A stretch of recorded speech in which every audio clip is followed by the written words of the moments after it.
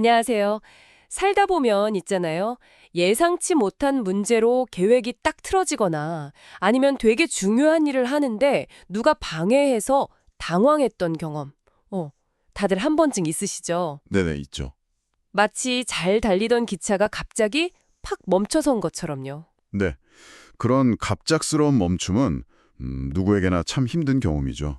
일상의 흐름이 완전히 깨지는 순간이니까요. 오늘 저희가 그래서 함께 좀 들여다볼 내용은요. 바로 이런 뜻밖의 지연에 대비하는 법. 여기에 관한 지혜입니다. 아, 지연에 대비하는 법이요? 네, 특별히 구약성경 느헤미야서 4장에 나오는 예루살렘 성벽 재건 이야기, 여기서 실마리를 좀 찾아보려고 해요. 아, 느헤미야.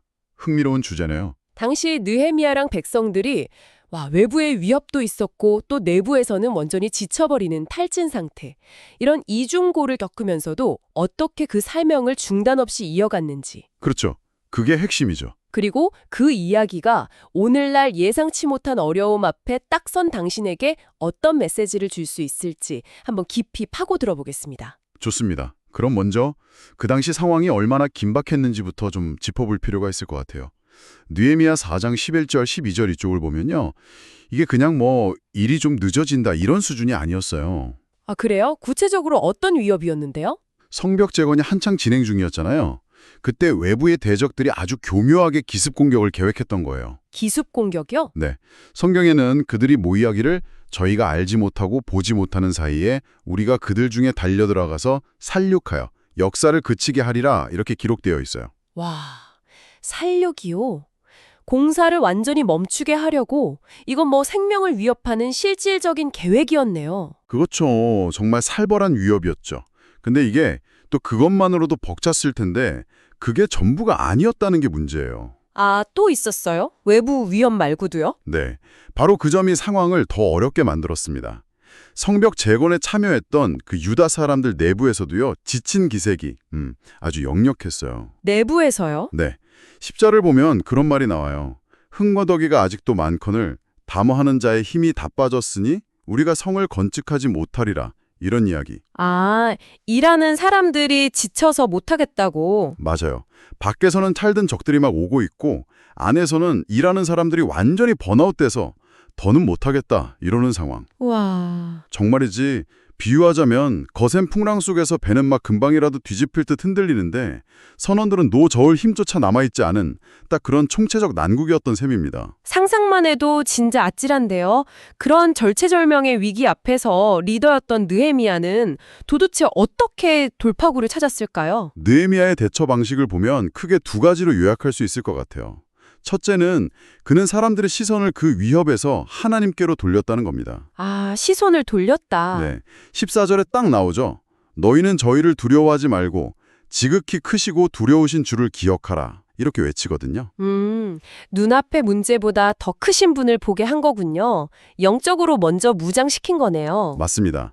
그런데 영적인 동료와 함께 현실적인 대응도 절대 놓치지 않았어요. 아, 현실적인 대응이요. 그건 뭐였죠? 바로 그 점이 핵심입니다. 두 번째는 아주 실제적인 대비책이었어요. 백성들 절반은 계속 일을 하고요. 나머지 절반은 창이랑 방패, 활 이런 걸로 무장하고 경계를 서게 한 거죠. 16절에 그렇게 나와요. 아, 반은 일하고 반은 경계하고. 네. 믿음으로 기도하면서 동시에 인간으로서 할 수 있는 최선의 방어와 준비를 병행한 겁니다. 이게 단순히 기도만 하거나 대비만 하는 게 아니라 그 믿음과 행동이 균형을 딱 이루는 아주 지혜로운 모습이죠. 그렇군요. 영적인 것과 현실적인 것 둘 다 놓치지 않았다는 거네요. 이 이야기 속에서 그럼 오늘 우리가 좀 붙잡아야 할 핵심 통찰은 뭘까요? 첫 번째로 그 멈춤의 순간을 다르게 해석하는 관점이 좀 인상 깊었어요. 네, 맞아요. 이 자료에서는 이런 지연이나 방해를 그냥 이제 사명 포기해야겠다 하는 핑계로 삼을 게 아니라고 봐요. 오히려 하나님의 창조 질서를 계속 이어가기 위한 창의적인 대응의 기회다. 이렇게 봐야 한다고 강조하거든요. 창의적 대응의 기회요? 네. 위협 속에서도 백성들이 자기의 일하는 곳으로 돌아갔다는 기록이 15절에 나오잖아요. 중요한 건 완전한 중단이 아니라 어떻게든 지속하려는 태도, 그리고 그 충성심이라는 거죠. 지속성과 충성심. 그렇죠. 어쩌면 당신의 삶에 찾아온 그 뜻밖의 멈춤이라는 게 길이 딱 막혔다는 신호가 아니라 어쩌면 새로운 길, 더 지혜로운 길을 찾아보라는 우회전 표시일 수도 있다는 거예요. 아, 우회전 표시. 재미있는 비유네요. 반대로 이런 위협이나 낙심 앞에서 그냥 무너져 버리는 것의 위험성도 분명히 경고하고 있고요. 그렇습니다. 그 뒤 이제 두 번째 통찰인데요. 타락과 왜곡의 관점이라고 할 수 있겠네요. 외부의 위협, 그 대적의 말이나 내부의 낙심, 힘이 다 빠졌으니 하는 그런 생각에 완전히 압도당해버리면요. 결국 역사를 그치게 하리라 했던 그 대적의 의도대로 그냥 끝나버리는 거죠. 아, 결국 적의 뜻대로 되는 거군요. 네, 자료는 이걸 어려움을 끝까지 견뎌내지 못하는 인내력의 왜곡이라고 설명합니다.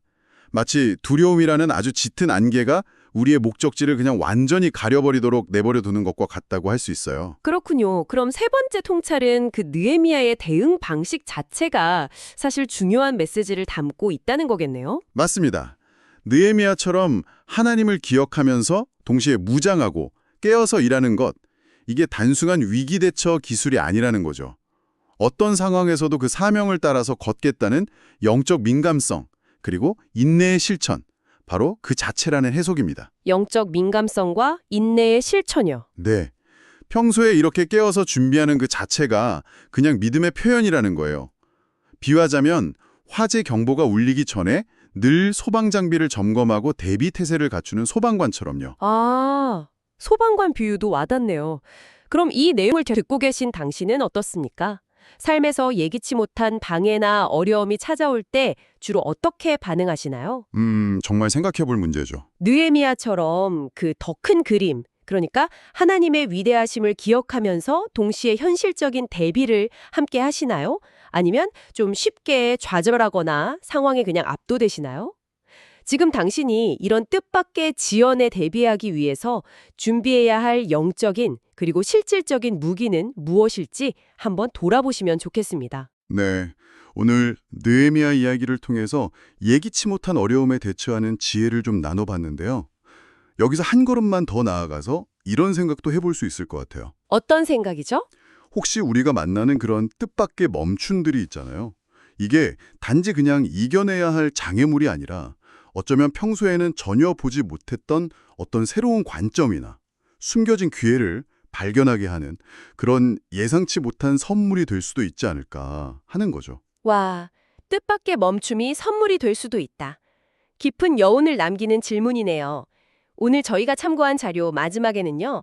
느헤미야와 같은 지혜와 용기를 구하는 기도가 있었습니다. 아, 기도문이요? 네. 오늘 저희 대화를 이 기도로 마무리하면서 다 함께 그 마음을 구하는 것도 참 의미 있을 것 같습니다. 네, 좋습니다. 제가 읽어볼까요? 네, 부탁드립니다. 사랑의 하나님, 느헤미야처럼 뜻밖의 지연과 위협이 닥칠 때 두려움에 굴복하지 않고 오직 주님을 기억하게 하소서. 지혜와 분별력을 주시어 현실을 직시하고 기도와 실천을 겸비하여 주님의 사명을 굳건히 지키게 하옵소서. 낙심하지 않고 끝까지 충성하는 믿음의 용사를 삼아주실 것을 믿으며 예수 그리스도의 이름으로 기도합니다. 아멘.